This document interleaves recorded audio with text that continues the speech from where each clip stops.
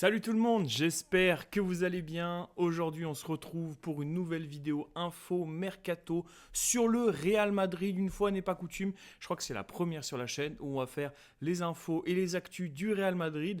Donc avant de vous installer confortablement, n'hésitez pas à lâcher le like, le commentaire ainsi que l'abonnement et je vous laisse avec le sponsor de cette vidéo. T'en as marre de payer tes maillots une blinde? Va sur Footballaise. T'as des maillots de clubs du monde entier, mais aussi toutes les sélections nationales, parfait pour t'équiper pour la Coupe du Monde. Et il y a même le nouveau maillot noir du PSG pour aller atomiser les clubs anglais comme Dembélé.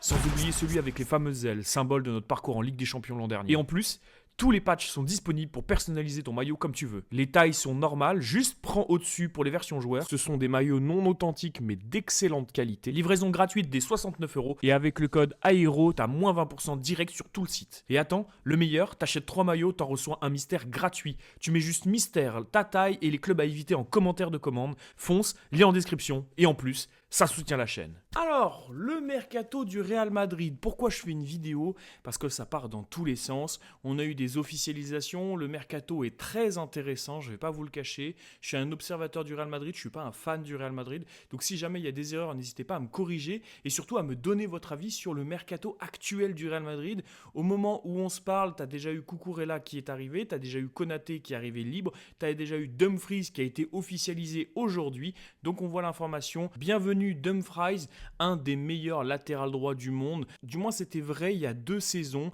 quand ils sont arrivés jusqu'en finale de Ligue des Champions avec cette défaite 5-0 contre le grand Paris Saint-Germain, il faut le dire ce qui est. Dumfries a de mauvais souvenirs, il a perdu 2 finales de Ligue des Champions, mais il est quand même arrivé à se hisser jusqu'en finale, et c'est une très bonne chose. Moi, j'ai peut-être un petit peu un doute avec Alexander-Arnold, parce que tu es allé chercher un top latéral droit. Là, au final, tu vas chercher un autre top latéral droit. Ça veut dire que, bon, même si Carvajal, on sait qu'il a pris sa retraite, etc., et qu'il faudrait le remplacer, qu'il a fallu le remplacer, et que tu le remplaces avec un des meilleurs latérales droits du monde, bah, tu as quand même un titulaire en puissance, normalement, en la personne d'Alexander-Arnold, même si depuis qu'il est arrivé au Real Madrid, c'est beaucoup plus compliqué que ça pouvait l'être à Liverpool.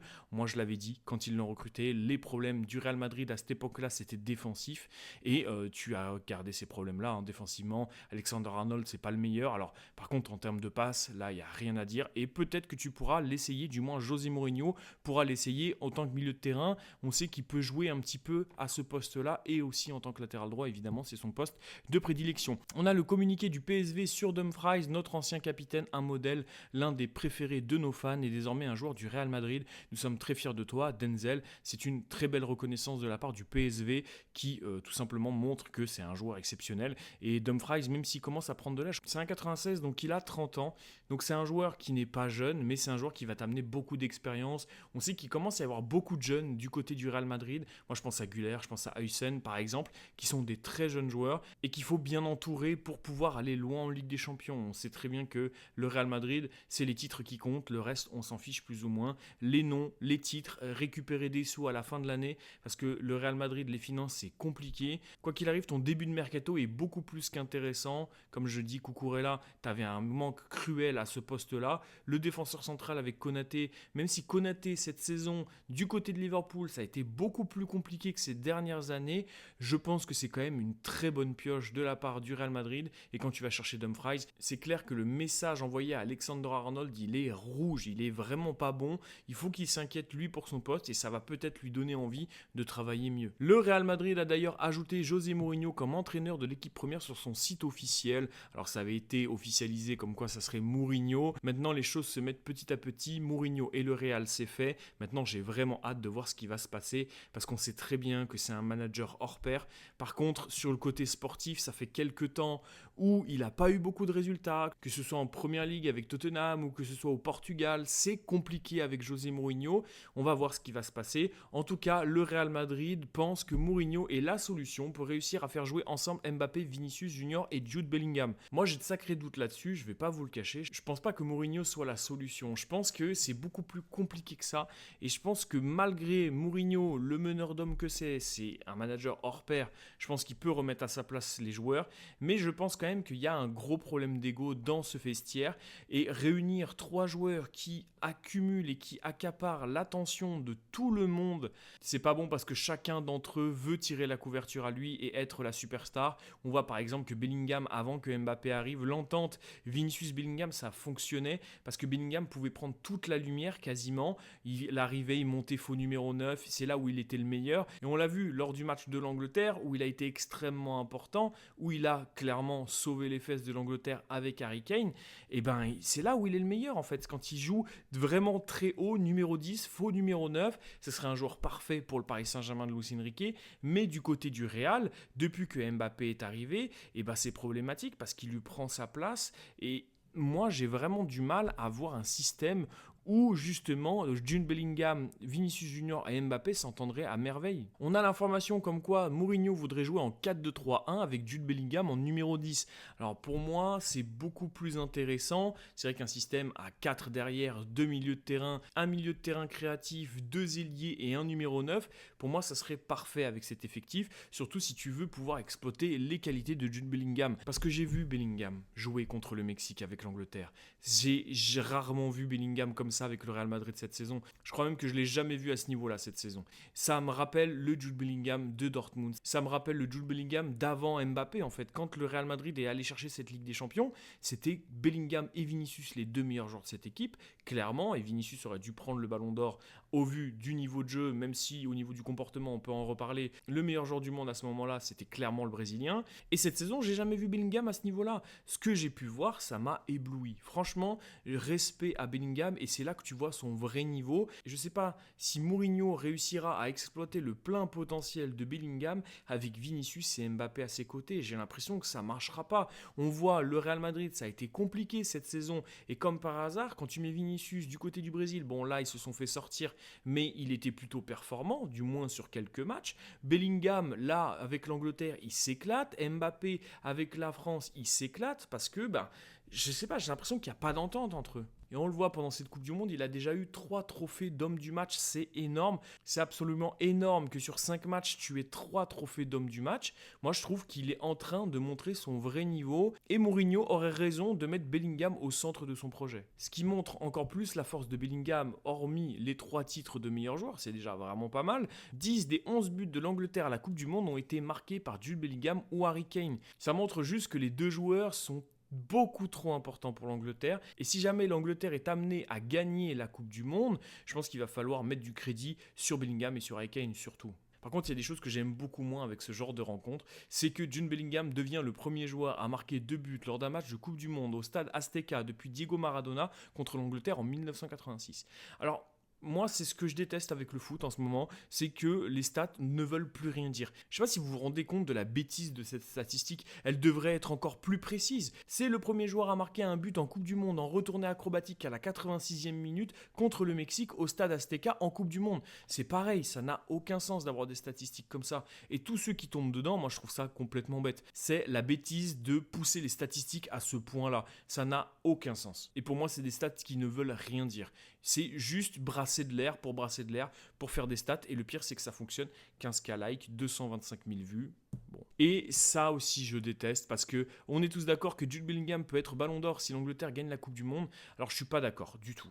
Parce que Bellingham, certes, il est important, mais il y a quand même un joueur qui est devant lui. Il y a quand même un certain Harry Kane qui a, en plus d'avoir été décisif en Ligue des Champions cette saison, il est arrivé quand même en demi-finale et il arrive à marquer contre le Paris Saint-Germain, qui aurait pu emmener à une prolongation s'il avait réussi à marquer un deuxième but. Là où Bellingham a fait une saison blanche dans un premier temps avec le Real Madrid, et dans un deuxième temps, il n'a pas été bon avec le Real Madrid cette saison. Et ça, c'est à noter. Je sais très bien que la Coupe du Monde a un impact énorme sur le Ballon d'Or, et c'est logique en soi, parce que c'est une compétition qui revient que tous les 4 ans, c'est le genre de trophée qui, pour certains, est le plus grand de l'histoire du football, d'autres, c'est la Ligue des Champions. Pour moi, la Ligue des Champions est plus difficile à gagner en termes de niveau de jeu, mais c'est sûr qu'avec la récurrence que la Ligue des Champions c'est tous les ans et que la Coupe du Monde c'est tous les 4 ans, évidemment que ça rend la Coupe du Monde un peu plus difficile. Et en plus, le problème de la Coupe du Monde, c'est que si t'as pas la bonne nation, si t'es pas né dans le bon ton pays. Typiquement, Haaland, il y a très peu de chances qu'il remporte la Coupe du Monde parce qu'il est norvégien. Et ça, c'est pas de sa faute. C'est pas parce que c'est un mauvais joueur. Typiquement, regarde Kvaratskhelia, c'est le meilleur joueur cette saison. C'est le meilleur joueur de la Ligue des Champions. C'est celui qui, avec le niveau intrinsèque, mérite largement le Ballon d'Or, mais il l'aura pas parce qu'il est géorgien et que la Géorgie ne joue pas la Coupe du Monde. Et c'est dommage, pour moi c'est bête. Malheureusement, c'est les faits. Mettre Bellingham favori de la Coupe du Monde parce qu'il a mis 2 buts contre le Mexique, certes très beau, il a fait un match complet, il a fait un très beau match. Je pense que c'est un chouïa surestimé. Et il y a eu un tweet de Riles auquel j'ai répondu qui a été très intéressant. Le problème de Bellingham, c'est qu'il est tellement complet et joue tellement partout que ça devient son problème aujourd'hui. Il se nourrit pas d'une position, il a besoin de manger du terrain librement, mais les plus gros clubs ont besoin qu'il se canalise à un seul rôle. Et en fait, c'est problématique et j'ai répondu. C'est le problème du Real Madrid aujourd'hui. Tu as accumulé des joueurs qui ont besoin de liberté sur le terrain pour s'exprimer pleinement et finalement ça les bride tous car aucun n'a vraiment la place. Tu ne peux pas mettre plusieurs fauves dans la même cage et c'est ce que je pense avec le Real Madrid. Pour moi, c'est un problème d'avoir Vinicius, Mbappé et Bellingham. Je ne dis pas que le problème c'est Mbappé, je ne dis pas que le problème c'est Vinicius, je ne dis pas que le problème c'est Bellingham. Le problème, c'est qu'on a vu Mbappé se raccrocher sur quelque chose qui fonctionnait. Sur 2 joueurs, du moins avec 2 joueurs, ça fonctionne. Avec 2 joueurs qui veulent la lumière, ça peut fonctionner. Avec 3 égos comme ça ne fonctionne pas. Surtout quand il y en a un qui ne fait pas les efforts défensifs. En plus, Bellingham a été blessé en début de saison. Si je dis pas de bêtises, n'hésitez pas à me reprendre dans les commentaires si jamais c'est pas juste. Et Bellingham a été pendant longtemps mis de côté. Il a été cantonné à un rôle de milieu de terrain alors qu'il est arrivé au Real Madrid. Il a pris la lumière et il a réussi à l'utiliser cette lumière. C'était le meilleur joueur du Real Madrid derrière Vinicius. C'est lui qui était là dans les moments importants. Je me souviens le nombre de buts qu'il a mis l'année où il arrive au Real Madrid pour sauver les fesses du Real, que ce soit en Liga ou en Ligue des Champions. Moi, j'étais sur les fesses. Vraiment, j'étais sur le cul. Je voyais ça, je disais, ça lui réussit, tout lui réussit. Il allait en finale de l'Euro, il aurait pu gagner le Ballon d'Or cette saison parce que Ligue des Champions, le mec, il tape des retournées, ça fournit au fond à chaque fois. Il monte sur les derniers instants, il met la tête sur corner. Enfin, c'est lunaire. Vraiment, la carrière de Bellingham, elle partait comme ça. Vraiment. Il y a eu cette finale de l'Euro qui lui coûte, pour moi, ce Ballon d'Or parce que ça aurait pu être clairement lui le Ballon d'Or à la place de Vinicius ou de Rodri, du coup de Rodri. Mais il avait vraiment un départ de carrière qui était monumental. Et derrière, tu as Mbappé qui vient se greffer et ça ne fonctionne plus. Alors oui, tu as eu la blessure de Bellingham, mais Bellingham a été replacé plus bas au milieu de terrain. Il n'a plus eu les responsabilités qu'il avait eues avec Vinicius au Real Madrid en 2024, ce qui a apporté le succès du Real Madrid. Et du coup, c'est très compliqué en ce moment parce que tu as des égos qui ne fonctionnent pas. Alors les coachs, je ne sais pas ce qui s'est passé exactement avec Xabi Alonso. Arbeloa, c'était la serpillière, il disait oui, c'est tout le temps de ma faute, etc. Mais ça n'aide pas du tout le système et tes joueurs non plus de dire ce genre de choses. Moi, je trouve que c'est un gros problème d'avoir ces 3 joueurs et peut-être qu'il va y avoir une résolution soit cet été, soit l'été prochain pour ces problèmes-là. Et on va parler évidemment d'Erling Haaland parce qu'ils étaient coéquipiers au Borussia Dortmund et ils vont se retrouver parce qu'il va y avoir Angleterre-Norvège et ça risque d'être un très beau match. Haaland qui d'ailleurs aurait le Real Madrid en tête pour l'avenir. Un transfert n'aura pas lieu cet été, c'est impossible, on va pas se mentir, mais le joueur le considère comme une vraie possibilité à l'avenir. Et il y a plus que ça encore, c'est son père qui a dit tout le monde rêve de jouer au Real Madrid et de remporter la Ligue des Champions. Le père d'Erling Haaland s'exprime sur un éventuel transfert de son fils en Espagne.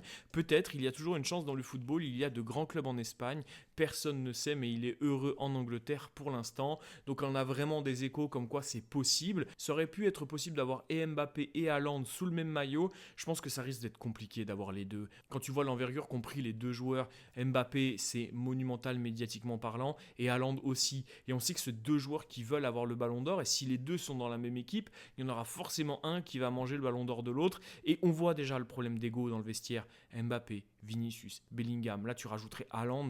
Ça voudrait dire qu'il faudrait t'en séparer d'un. Typiquement, tu te séparerais de Vinicius parce que c'est le nom qui ressort ces derniers temps et on va le voir, il y a des informations. C'est celui qui a le contrat le plus court. C'est celui qui, malheureusement, en ce moment, est vraiment pas bon au Real Madrid. On a vu qu'il avait dit sur Twitter qu'il voulait faire 10 fois plus pour prouver que c'était un très bon joueur avec sa défaite au Ballon d'Or. Mais j'ai l'impression que ça lui a vraiment tapé dans le crâne. Et en même temps, t'es au Real Madrid, tu fais ta saison all-time, ta meilleure saison de ta carrière. Et Et le Real Madrid, celui qui est censé être ton club, celui qui est censé t'appuyer, t'épauler pour le reste de ta carrière, il va chercher un joueur dans le même profil, dans le même poste que toi. C'est compliqué pour Vinicius. Je pense que ça lui a mis un gros coup derrière la tête. Maintenant, est-ce que Haaland va vraiment venir au Real Madrid? Il y a des chances. Est-ce que ce sera maintenant? Certainement pas. Cet été, en tout cas, c'est mort. L'été prochain, peut-être. L'été d'après, j'en sais rien. Faudra voir en fonction des possibilités financières du Real et aussi de la place que tu lui feras dans ton équipe. Une énorme news, en tout cas, est tombée pour le Real Madrid. C'est que Manchester United serait prêt à mettre beaucoup d'argent sur la table pour recruter Aurélien Tchouaméni. Des premiers contacts sont attendus dans les prochains jours. Et le Real Madrid ne vendra pas Aurélien Tchouaméni pour moins de 100 millions d'euros. Alors, je m'exprime à vous, fans du Real Madrid. Si vous pouviez vendre soit Valverde, soit Tchouaméni, qui vous vendriez? Parce que je pense que l'altercation qu'il y a eu plus tôt dans la saison, où ils se sont mis sur la tronche, c'était clairement du MMA dans le vestiaire du Real Madrid. J'ai rarement vu le Real Madrid être aussi divertissant par ses problèmes de vestiaire. C'était le genre de problème qu'on voyait au Paris Saint-Germain. Et là, ce qui se passe dans le vestiaire du Real Madrid, il faut qu'il y ait des choses qui changent. C'est pas possible autrement. Est-ce que le Real Madrid, si vous étiez, vous en tout cas, directeur sportif du Real, à combien vous le vendriez? Et est-ce que vous le vendriez même? Parce que si tu le vends, ça veut dire qu'il faut que tu ailles chercher un autre milieu de terrain pour le remplacer. Ça parle beaucoup de Enzo Fernandez. Est-ce que Enzo Fernandez va vouloir venir? J'ai vu un communiqué comme quoi apparemment le Real Madrid ne voudrait pas se positionner dessus. Je ne sais pas exactement ce qui va se passer, mais si le Real arrive à revendre Tchouaméni le prix qu'ils l'ont acheté, voire même plus que ça, franchement je pourrais qu'applaudir dès demain, ça sera bien joué. Et on a José Félix Diaz qui a dit qu'il était convaincu qu'il y aura une très grosse vente au Real cet été. Donc quand il dit ça, une très grosse vente du Real à un autre club. Et à mon avis, ce sera Tchouaméni parce que je ne vois pas quel autre joueur pourrait partir cet été, si ce n'est peut-être Vinicius Junior. Apparemment, le Real Madrid veut résoudre le cas de Vinicius le plus vite possible, qu'il reste ou qu'il parte. C'est une question d'argent. Il y aura bientôt des négociations entre le club et son agent, sachant que le joueur a été éliminé de la Coupe du Monde avec le Brésil et il n'a pas pu prendre ses responsabilités avec le tir au but, et là où on attendait beaucoup plus de ce joueur sur cette confrontation, malheureusement il n'a pas montré de quoi il était capable, et vraiment j'ai du mal à retrouver le Vinicius qui a fait les grandes heures du Real Madrid. Le Vinicius Ballon d'Or, on ne l'a jamais revu. Depuis cette fameuse cérémonie où il ne l'a pas eu, j'ai plus retrouver le Vinicius d'avant, déjà il avait plus la dalle. On a Mbappé qui est venu marcher sur ses plates-bandes, on a eu un gros problème de comportement, on a eu aussi un gros problème de salaire dans le vestiaire. Il y a vraiment un verre pourri dans cette pomme et il va falloir l'exfiltrer avant que la pomme pourrisse, parce que j'ai vraiment l'impression en tout cas que le vestiaire du Real Madrid est en train d'imploser de l'intérieur. On sait que Vinicius veut autant d'argent que Mbappé, ce qui est normal parce que Vinicius lui a prouvé, il a gagné une Ligue des Champions, là où Mbappé n'a jamais gagné de Ligue des Champions, il n'a jamais atteint un niveau Ballon d'Or, faut dire ce qui est. C'était un très bon joueur. Mbappé, il n'y a pas de souci, mais il n'a jamais emmené le Paris Saint-Germain ou le Real Madrid à une Ligue des Champions, là où Vinicius l'a déjà fait. Et je comprends les demandes de Vinicius, même si en ce moment, elles sont moins entendables parce que son niveau ne répond pas. L'avenir de Vinicius Junior dépend d'une réunion qu'il aura avec Florentino Pérez. Pérez a été très important dans sa vie. Vini l'admire pour son soutien depuis son arrivée au Real Madrid. C'est vrai qu'on se rappelle, son arrivée au Real, ça a été très compliqué. Il joue contre nous de Benzema. Quand il avait le numéro 20 dans le dos, il y avait des très gros problèmes de finition. Même les dribbles, c'était pas ça.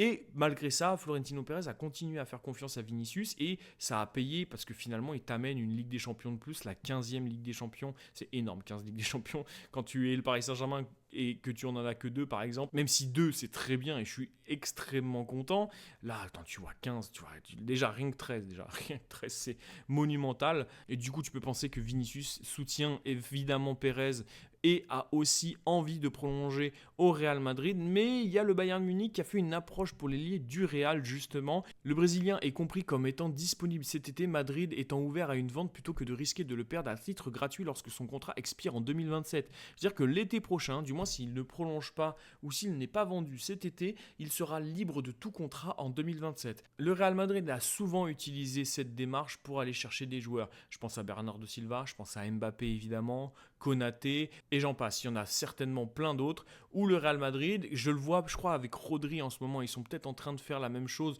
ou à dire oui, ne prolonge pas et tu viendras librement au Real Madrid. Et là, ils sont en train potentiellement de perdre ce jeu-là. Et là, tu pourrais perdre un joueur qui a une valeur marchande extraordinaire gratuitement. C'est le jeu, ça peut arriver. Maintenant, évidemment que ça ferait beaucoup de mal au Real Madrid, mais peut-être que Vinicius a lui aussi envie de montrer que si tu le respectes pas, il va falloir qu'il parte et qu'il aille trouver un contexte sportif où justement on le respecte. Parce que Vinicius, tu fais une saison comme Vinicius et on te ramène un joueur comme Mbappé dans les pattes, je peux comprendre que tu le prennes mal. Ce qui est important de noter, c'est que les deux parties veulent rester ensemble, mais ce n'est plus une question de ce qu'ils veulent, c'est une question financière, une négociation. Le Real Madrid ne veut pas prendre de risques.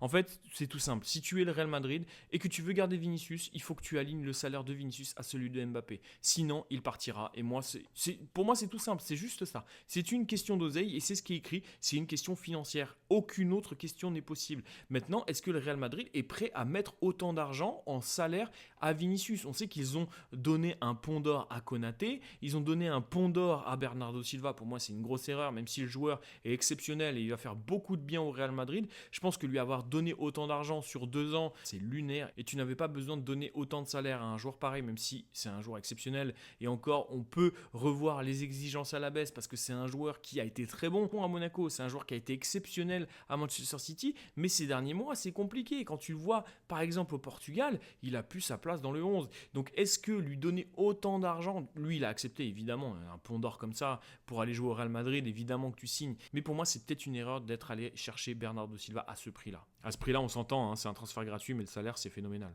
Selon l'analyste Calci FC, Kylian Mbappé serait désormais le favori pour avoir le ballon d'or avec 32%, 30% pour Harry Kane, 24% pour Dembélé, 9% pour Olysée, Haaland avec 7% et Lamine Yamal avec 6%. Alors est-ce que pour vous c'est mérité? Pour moi pas du tout parce qu'il a quand même fait une saison blanche. Alors oui, le mondial a énormément d'impact, je le disais pour Bellingham mais je vais le dire pour Mbappé. Pour moi c'est beaucoup trop prématuré pour donner un ballon d'or à Mbappé ou du moins même pour le mettre favori. Tu as quand même une équipe qui a fait le back-to-back en Ligue des Champions avec un Ousmane Dembélé qui a été décisif à chaque fois. Pour moi, rien qu'Harry Kane devrait être au-dessus de Mbappé, Ousmane Dembélé devrait être au-dessus de Mbappé et Olysée aussi. Le truc c'est qu'Mbappé il jouit d'une force médiatique qui est phénoménale. Mais je ne pense pas que ce soit lui le meilleur joueur du monde. Typiquement, Michael Olysée est pour moi un bien meilleur joueur que Kylian Mbappé. Et c'est pas pour cracher sur Mbappé que je dis ça. Si Mbappé tu lui donnes le ballon d'or pour une saison comme ça, il va s'en contenter et pour moi c'est pas l'aider à devenir un meilleur joueur. Et pour moi quand tu fais une saison blanche avec ton club, tu ne peux pas avoir le ballon d'or. On va revenir sur le mercato et plusieurs clubs de première ligue sont sur Eduardo Camavinga. Le joueur ne veut pas partir mais sa conversation avec José Mourinho pourrait s'avérer décisive. Le joueur qui continue d'ailleurs de travailler dur, on se rappelle qu'il n'a pas été convoqué par Didier Deschamps pour représenter la France en Coupe du Monde. Camavinga aura une discussion avec Mourinho afin de déterminer son avenir, rester ou être vendu. Alors on a vu sur Instagram qu'il a mis justement une pastille blanche pour peut-être montrer qu'il lui veut rester au Real Madrid. Maintenant, est-ce que Mourinho va vouloir le garder? Je sais pas. Est-ce qu'une vente de Tchouaméni ouvre la porte à Camavinga pour être dans le 11 titulaire ou du moins avoir un poste plus important? C'est possible. Donc il a raison d'y croire, il a raison de vouloir rester. Maintenant, est-ce que pour lui, pour sa carrière, le meilleur choix c'est de rester? Je sais pas. Je pense qu'il peut potentiellement changer d'air. Au Real Madrid, ça fait longtemps qu'il est là. Est-ce que lui va vouloir s'imposer? En tout cas, il a l'air de vraiment travailler fort pour être titulaire et être mis au centre du projet par José Mourinho. On va prendre des nouvelles de Rodrigo. On se rappelle qu'il a eu une terrible blessure. Comment ça va? Ça va très bien. Je suis content de mon évolution. Chaque jour, je me sens mieux. C'est un processus dans lequel il faut avoir beaucoup de patience. Il y a des jours où on ne se réveille pas très bien, d'autres jours où on se réveille très bien, où l'on pense que l'on peut aller jouer. Il faut être patient dans ce processus. Mais je vais bien, je suis heureux. Les retours que j'ai reçus ont tous été positifs.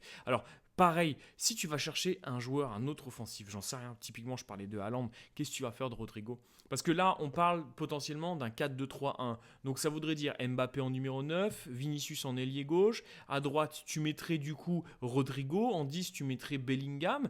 Qu'est-ce que tu fais de Arda Güler dans ce cas-là? Au milieu de terrain, du coup, ça serait quoi? Valverde, Camavinga, potentiellement. Défenseur gauche, t'aurais Cucurella, t'aurais Konaté, t'aurais Rudiger pour l'instant, avec Heusen peut-être, j'en sais rien. À droite, soit Dumfries, soit Alexander-Arnold. Et au cage, au moins, la certitude, c'est que t'as Courtois. Mais Mastantuono, du coup, tu vas le prêter. Güler, tu vas en faire quoi? Tu vas le vendre, tu vas le prêter. On a déjà vu que Nico Paz a été vendu pour 60 millions d'euros, même s'il y a une clause de rachat et on sait très bien qu'elle sera levée pour ensuite le revendre pour faire des sous. Mais, amis madrilènes, est-ce que vous pensez que le projet du Real Madrid va dans le bon sens? Je pense que ça s'arrange, mais je pense pas que ce soit vraiment très limpide. En tout cas, il y a quelque chose de fou, c'est que le Real Madrid n'est qu'à 3 buts de battre le record absolu du nombre de buts marqués par un seul club lors d'une Coupe du Monde. 16 buts ont été marqués, le record est de 18. Donc si Mbappé met 3 buts contre le Maroc, ce sera terminé et le record sera madrilène. Moi, ce que ça montre, c'est pas forcément positif pour le Real Madrid. Ça montre que tous tes joueurs, ils fonctionnent quand ils sont tous dans une équipe différente, dans une nation où ils sont le centre du projet. Parce que Vinicius, c'est le centre du Brésil,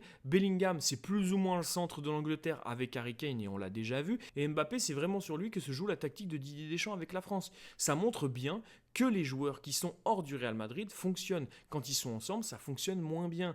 Et moi, c'est là où j'ai du mal, parce que ça confirme tout simplement toutes mes inquiétudes. Par contre, on a une certitude, c'est que le premier match du Real Madrid en Liga sera retardé en raison de la participation des joueurs du Real Madrid profondément engagés dans la Coupe du Monde. C'est vrai que tu as beaucoup de joueurs du Real Madrid qui sont en Coupe du Monde. Et le pire, c'est que c'est les plus importants quasiment. Vinicius vient de se faire éliminer, mais il va avoir besoin de vacances. Bellingham, il n'est pas prêt de sortir. Mbappé, c'est la même chose parce que je vois la France et l'Angleterre aller assez loin. On n'est pas prêt de voir le Real Madrid au complet. Donc ça, pour le coup, c'est une bonne chose pour le Real Madrid d'avoir pu décaler ton premier match. En tout cas, merci d'avoir suivi cette vidéo jusqu'au bout. N'hésitez pas à lâcher le like, le commentaire ainsi que l'abonnement. Comme je l'ai dit dans cette vidéo, je ne suis pas un fan du Real Madrid, mais je suis un observateur. Donc si jamais j'ai fait des erreurs, n'hésitez pas à me le dire dans les commentaires pour que je puisse me corriger. Et on va essayer de faire des vidéos info mercato sur le Real Madrid. Je vais essayer aussi d'en faire sur le Barça. Moi, ma chaîne principale, c'est sur le Paris Saint-Germain, évidemment. Mais lors de ce mercato, j'ai quand même envie de parler des autres gros clubs européens. Je pense que je ferai un point sur les clubs de Première Ligue, mais un truc plus global. Là, sur le Real Madrid, il y avait vraiment beaucoup de choses à traiter. Donc, je vous ai fait une vidéo dédiée. En tout cas, tous ceux qui sont fans du Real Madrid, n'hésitez pas à lâcher l'abonnement. J'essaye de diversifier le contenu de ma chaîne. Évidemment que ce sera principalement sur le Paris Saint-Germain, mais je vais parler du Real Madrid, du Barça, des clubs espagnols, des clubs anglais, au global. Donc, n'hésitez pas à lâcher le follow et à partager autour de vous un maximum. On est déjà 10 000 sur la chaîne. L'objectif de la fin d'année, c'est de doubler ce chiffre. Merci à tous. Je vous souhaite une très bonne soirée. Je vous dis à très vite sur la chaîne pour de nouvelles vidéos. C'était Aero. Ciao!